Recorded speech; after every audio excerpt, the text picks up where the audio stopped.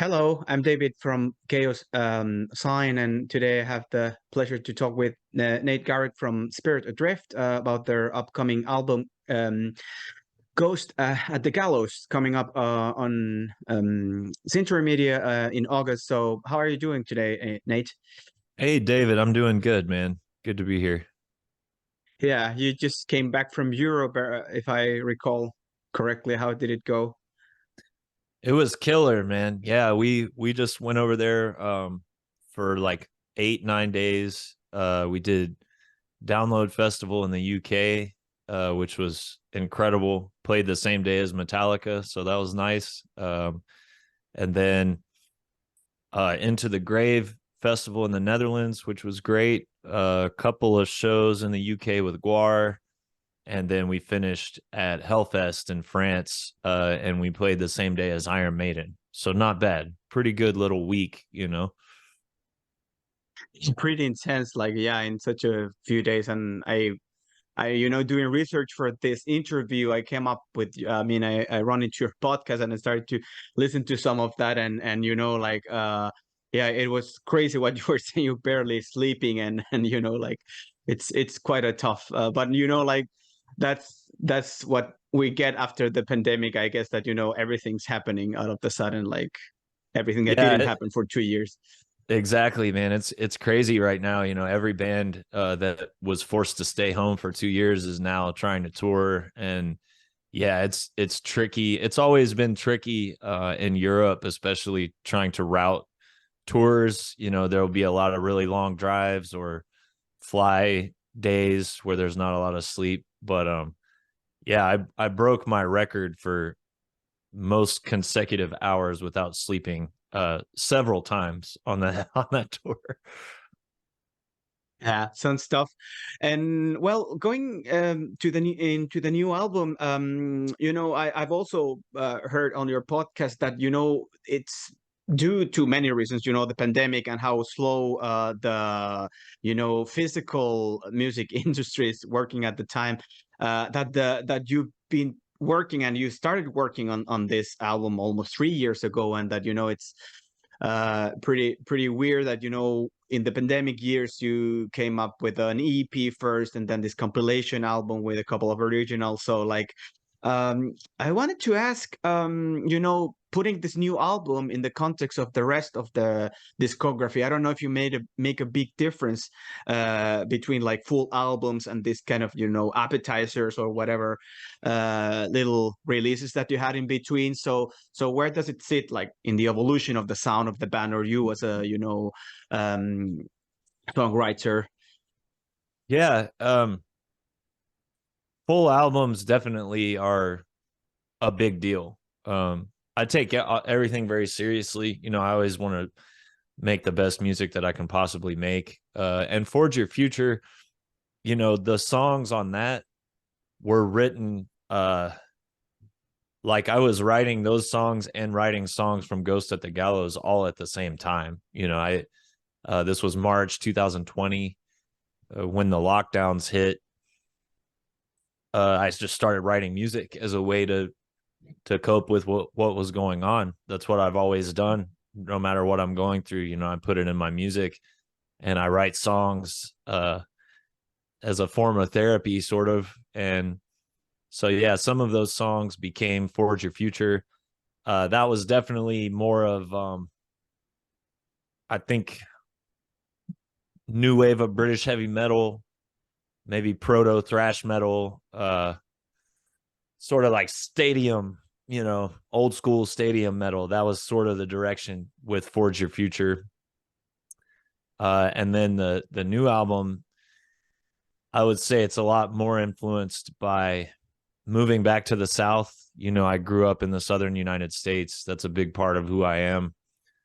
And when my wife and I moved to Texas in 2020, that definitely had an impact on my songwriting, getting back to my roots. I grew up listening to a lot of Southern rock and old school country music and FM radio. I was always hearing everything on FM rock radio, from Blue Oyster Cult to Tom Petty to Boston to early Ozzy.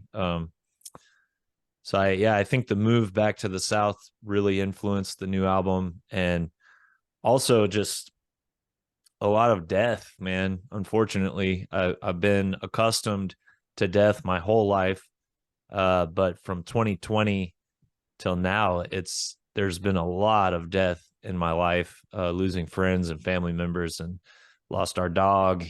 So that's all in there, man. I've always just written whatever I'm going through at the time. So that's why every album's a little bit different. Curse of Conception, I was dealing with stuff from earlier in my life. Divided by Darkness, I was dealing with the division and anger and unrest that was going on in society and internally.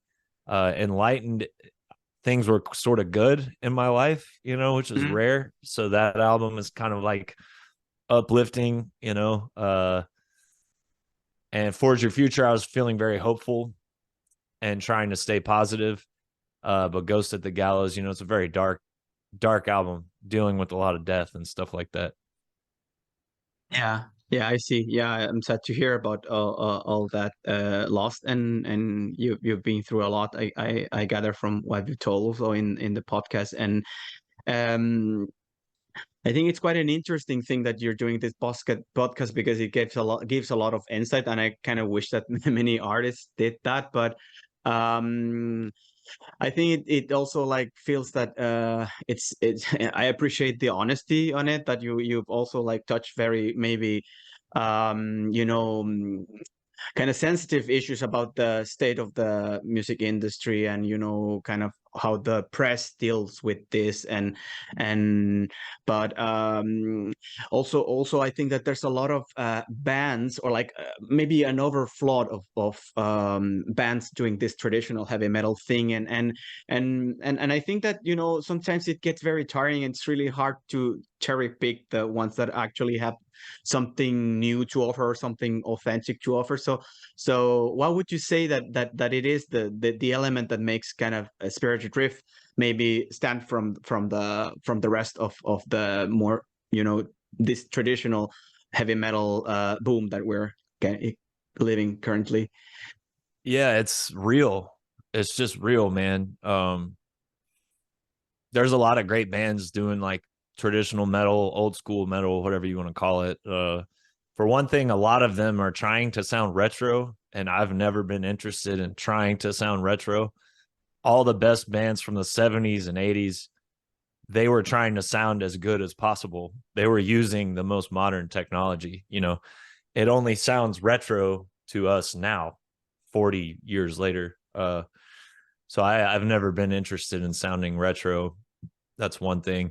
And yeah, like I said, it's there's plenty of bands playing great, classic sounding metal, but I don't know that there's a lot that are writing really honest songs about the world and the human experience and stuff like that. So I think maybe that comes from my background, growing up listening to country music. They call it three chords and the truth, or even listening to the blues and stuff like that, old school punk. Yeah, I want to write. So I write songs to help me get through life. All my favorite songs growing up. As much as I like bands like Slayer, who write about, the Holocaust or serial killers or hell or whatever. That's a certain release, listening to Slayer and bands like that. But there's a whole deeper release, listening to, I don't know, Tom Petty or John Prine or Muddy Waters. Even, Metallica. James wrote a lot of very personal stuff, especially starting with like Nothing Else Matters and songs like that. He got to where he was really pouring his soul into the music, and I've always been interested in that. I'm trying to make a real meaningful connection with people and make people feel better. Yeah, that's quite interesting. And I was thinking from what you said also that, you know, you have the influence from the southern area of USA, but then of course there's a lot of influences from the European or the, you know, heavy metal that started, you know, in UK with Sabbath, and then the new wave of British heavy metal. And I was thinking that, you know, could it be the blend between, you know, this kind of very, you know, European sound, and then all the influences that you have that kind of make it a bit more spicy, maybe compared to a band that is 100%, you know, like European heavy speed power metal, and I guess that could be some kind of special ingredient. Yeah, I think you're right, man. And um it all goes back to the music that I loved growing up, but also, you know, I'm obsessed with music, like just the history of music and the timeline. And it's cool to see how it develops and it travels from continent to continent, you know, like the blues started in the American South, and that was brought over by Africans, right? So African Americans brought a little bit of African tribal music and then a little bit of gospel and spiritual music. That became the blues. And then the blues goes over to the UK, and you got like the Beatles and Rolling Stones that discover it. And that becomes, you know, hard rock or heavy blues. And then over here, you also have like Little Richard inventing rock and roll. That goes overseas. Eventually you have a band like Led Zeppelin or Black Sabbath that makes it even heavier, you know, and they sort of invent heavy metal. And then people over here discover that, Pentagram and uh, bands like that. And then, you know, then you watch Southern rock be invented, also in the South. A lot of it comes back to the South where I grew up, you know, so I've always been fascinated with how heavy real music evolves, you know, and I think that's all in my DNA. Yeah, and I'm just not interested really in trying to adhere to any one genre. I'm just writing songs and lyrics that mean something to me. Yeah, that's very cool. And since you've mentioned like your origins, and you know, also hearing your podcast, and you know, if you check the list of artists that you did the covers in the previous compilation album, you know, there's a lot of Pantera, although I don't think it reminds me so much of the sound of Pantera, but like I know that it's a big influence for you. But I don't know, now that you toured, and I don't know how much they've been playing in the States, but what did you think? Did you ended up playing in a same festival, or like, or did you get to see their reunion, and what are your thoughts on it? I haven't seen it yet. I think I'm probably gonna go to a show with Spirit Adrift's drummer, Mike Fury. We have a good friend, Mike De Leon, who played in Philip's solo band. And De Leon's band is opening a few of the shows, I think, in Texas and the surrounding states. So we'll probably go check it out. Man, I've always loved and respected Philip. You know, he's a flawed individual, just like myself, just like everybody. You know, he struggles with a lot of the same stuff I think I struggle with, and that can manifest itself in different ways. But I've always loved him, and I think he's a very important figure for our type of music. I know that the whole thing wouldn't be happening without the blessing of the Abbott families, you know, Vinny and Dimebag's families. So I don't think anybody really is in a position to comment on whether it's a good thing, bad thing, whatever. I know it sounds good from what I've been hearing online. And I think it's cool that a whole generation of people that didn't get to see Pantera like in their prime are at least getting some version of it. You know, I look at it as like a tribute band, not in a negative way. That's just what it is. So we'll see. Maybe I'll go check it out in person. And yeah, I can't comment on it too much until I've seen it. You know, I know they're taking it very, very seriously. Philip sounds great. He's got his shit together. He really sounds better than he has in a long time. So yeah, we'll see. I'll go check it out probably, and I'll let you know. I'll talk Yeah. about it on the podcast, I'm sure. Yeah, probably you will do an episode on that if you end up there. But I was also thinking, maybe going back to this, well, USA and versus Europe. I'm also like quite critical, on this trends, or like kind of what the media and the labels push, like the hype that they create behind some bands, and it's very interesting to me that I listen to a lot of also like smaller label bands and try to make a conscious effort to dig those like gems. And but the thing is that it's usually something that you find almost my mistake, because everything that the mainstream media is trying to shove you, and you go and check it out, because there has to be some reason why they're so big, why are they on top of the bill of a big festival, and then you listen to it and it's like very generic and very but it really puzzles me how it kind of attracts such a big audience, and then like bands that you think should be bigger, like, and because it used to be so, in my opinion, that in 70s, 80s, 90s maybe the big bands were actually really good, and but I don't know how you can shove this kind of product into people's mouth without it actually it being good from a more objective point of view. So you were inside this machine, and like how do you see it, like because at this point you've made this is your fifth album, and if you think of what a band like Iron Maiden did back in the day, and they were like conquering the world on fifth album, so like it has changed a lot since then. Yeah, I agree with everything that you just said, man. And it's puzzling. It is very puzzling. Everything is cyclical.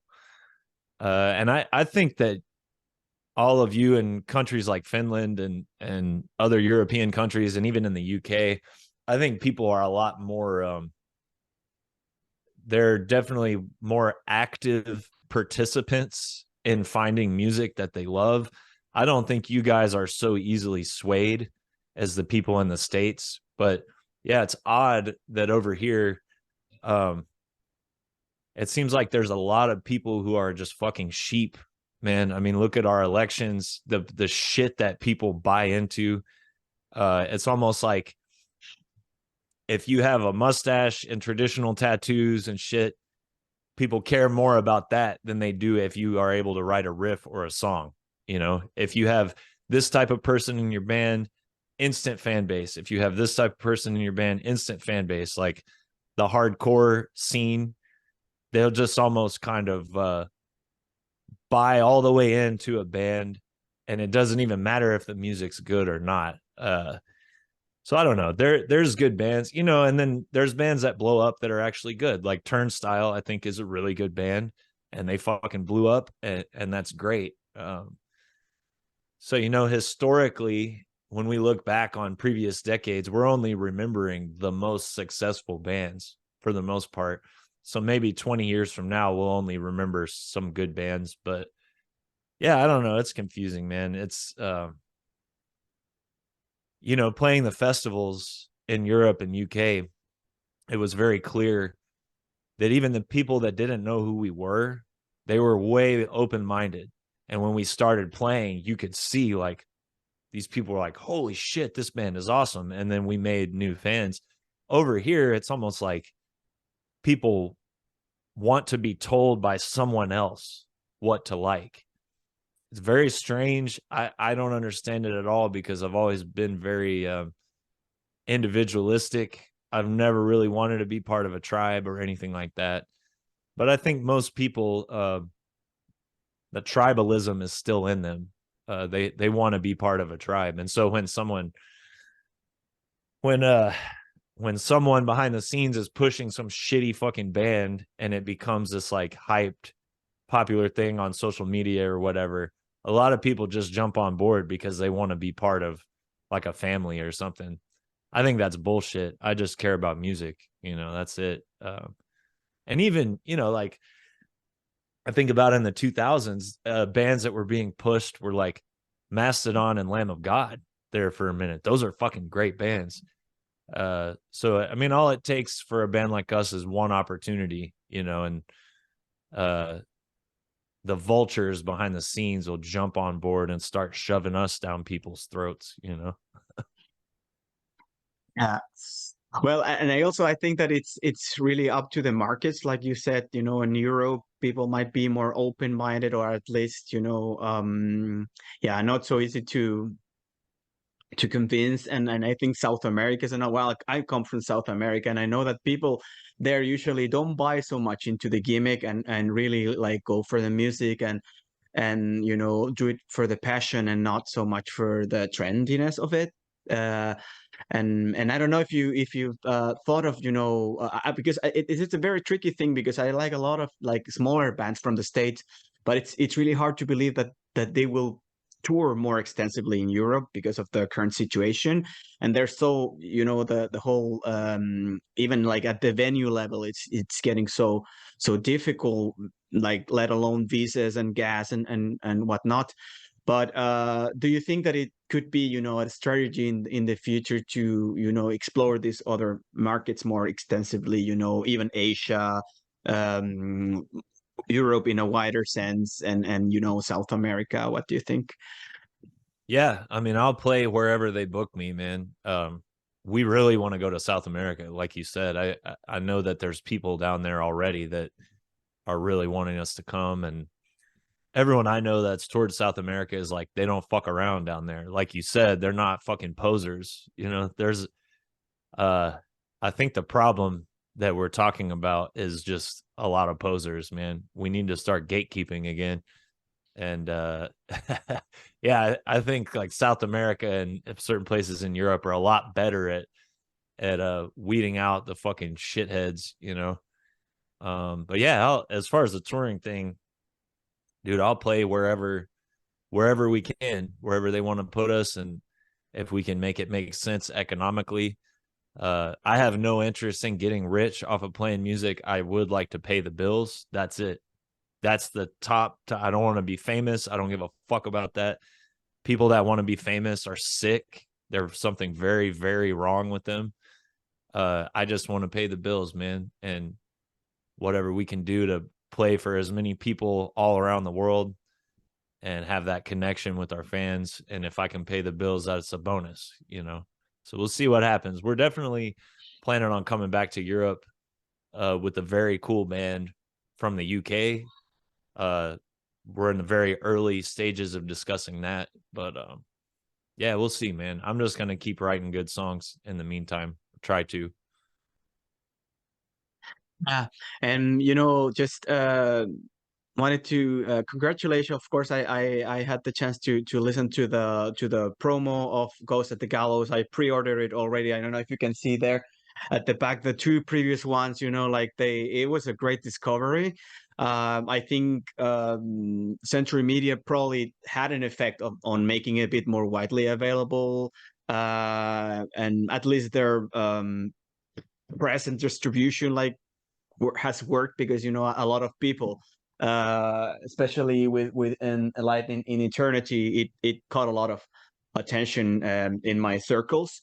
So I'm really looking forward to getting the new album on vinyl. And I think also I think you have the right approach, because you keep the albums so that they fit into one vinyl, because I really hate double vinyl with 50 minutes of music divided into four sides. It's like really annoying. I don't know if you have any comment on that. You know, I'm very, you know, obsessed also with the format and the kind of small things that make a Yeah, huge difference, these kind of details.